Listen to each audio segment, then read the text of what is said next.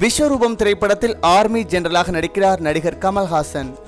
நடிகர் கமல்ஹாசன் நடித்து இயக்கும் புதிய திரைப்படம் விஸ்வரூபம். இந்த திரைப்படத்தில் பூஜா குமார் ஹீரோனா நடிக்கிறாங்க.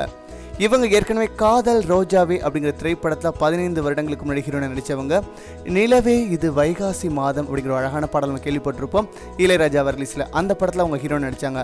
அதற்கப்புறம் இவங்க அப்ராடில் செட்டில் ஆகிட்டாங்க. ரொம்ப நாளைக்கு அப்புறம் தமிழில் நடிக்கிறாங்க.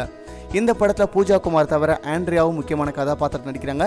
படத்தில் பல முன்னணி நட்சத்திரங்கள் நடிக்கிறாங்க. ராகுல் போஸ் இந்த படத்தில் வில்லன் நடிக்கிறாரு.